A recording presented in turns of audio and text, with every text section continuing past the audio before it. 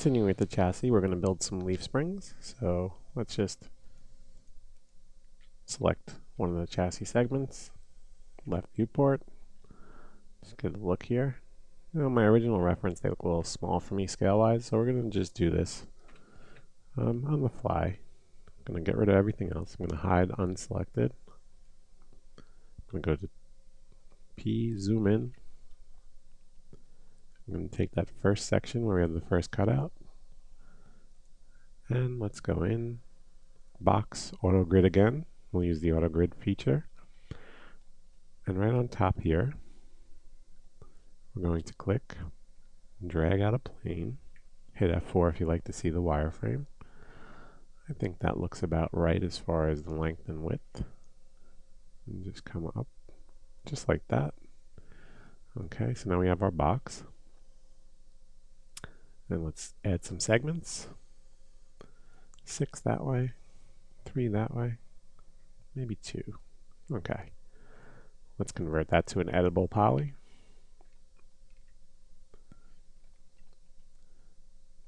Drag it up a little bit. And let's clone it. Hold down Shift, and drag that whole mesh down, just like that. Copy is good. Shift, drag it down, just like that, copy, okay.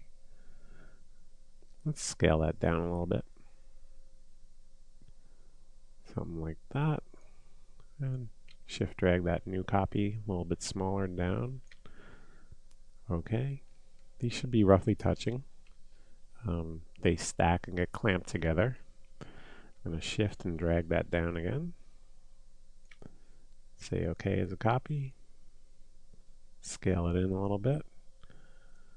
Shift drag down. Copy.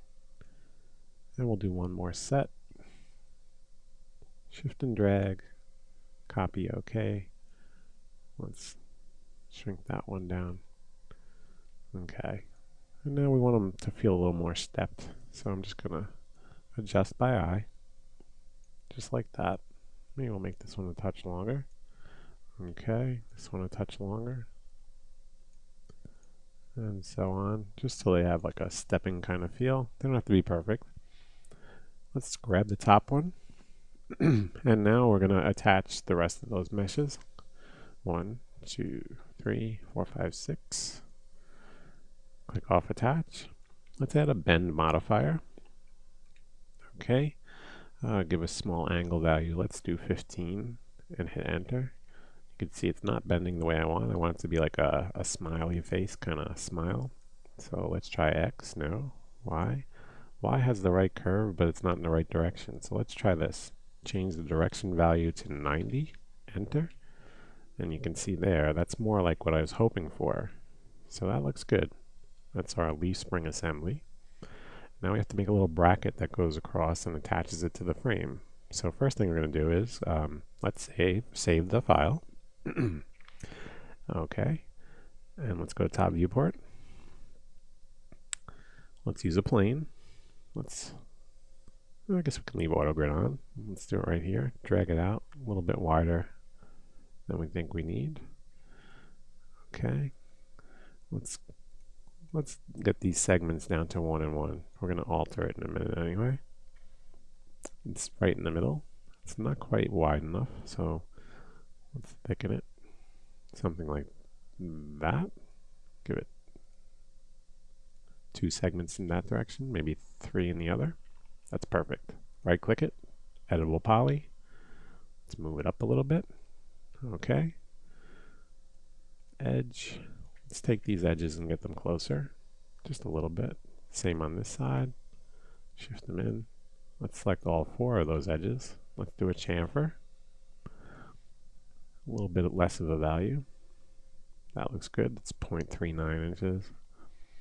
Okay, and now let's get the end set of edges on each end, and let's shift drag those down. A small shift drag first, slightly longer. Let's keep that spacing uniform.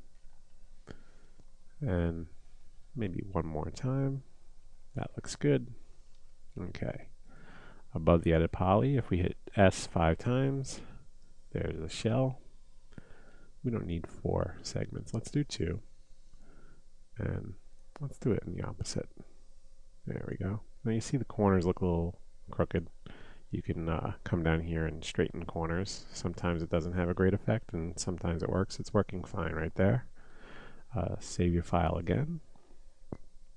And I think I'm going to pause the video right now. We're going to make another linkage that has a pivot here and goes around the bottom of the frame, and we'll continue with that. First, let's call this spring bracket 1.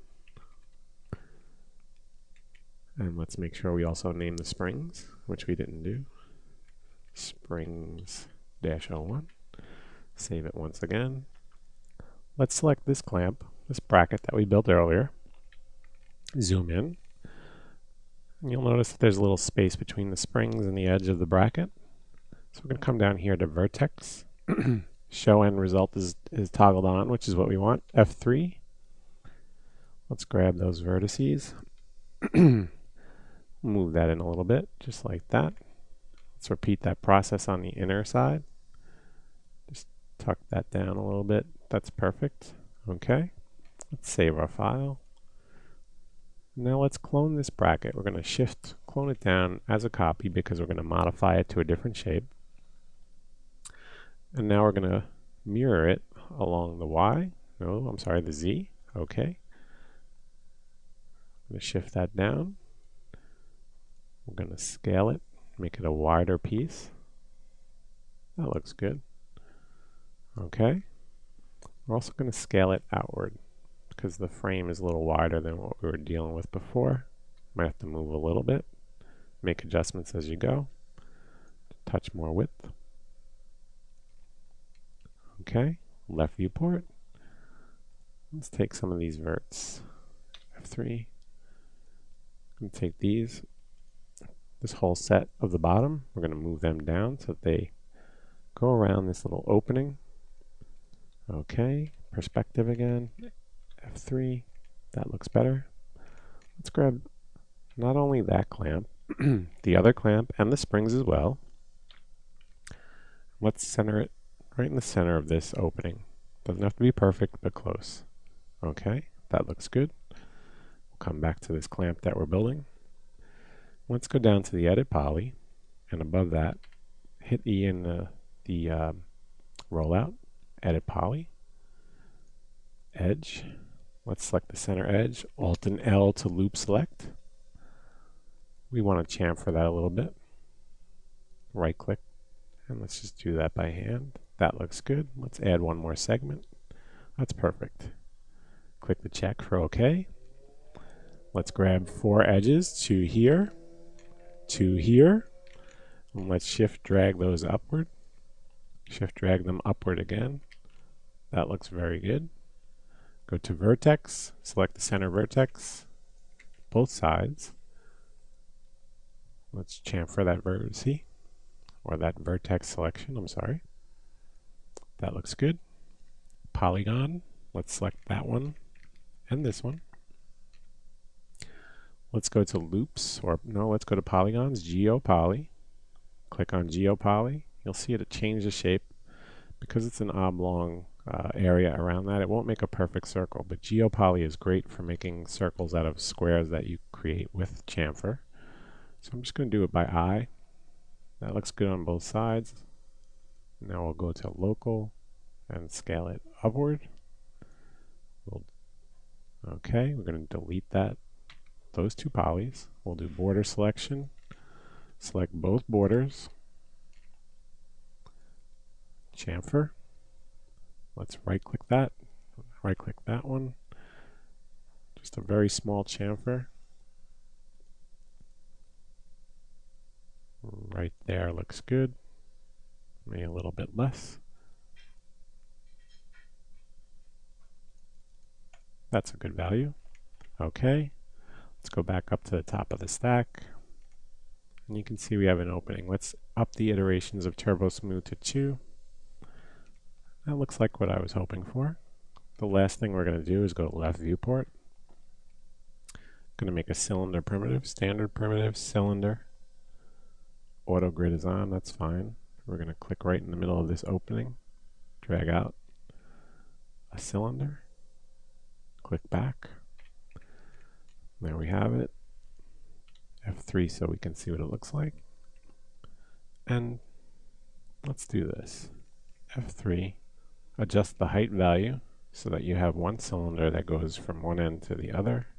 There's no need to have two meshes. So just like that, we have two ends but with one mesh. Right click, edit poly, select the end polygons on both sides. We're going to come up here to the selection icons, hold down Control, click on Edge, and chamfer. Right click that value to zero it out, slowly slide it up. That looks good. Check mark for OK. Okay, let's roll out. Put a smooth modifier on top of that. Smooth, auto smooth. Let's take a look. Okay, save your file. F3. We want to select this whole assembly now, which we have. Go to left viewport. And let's just clone that down the line. Shift and drag. Let's say instance, that's one. Another. And one more. Okay. And perspective viewport. F3 to see what it looks like. It looks very good. I'm going to leave it to you to copy these sets of springs and put them onto the other side of the chassis. They go in the same location. It's as simple as selecting them all, cloning them to the other side. And we'll pick up in the next video where we left off. I think in the next video, we'll be moving on to maybe possibly making some hardware in the hardware layer. So I'll see you then.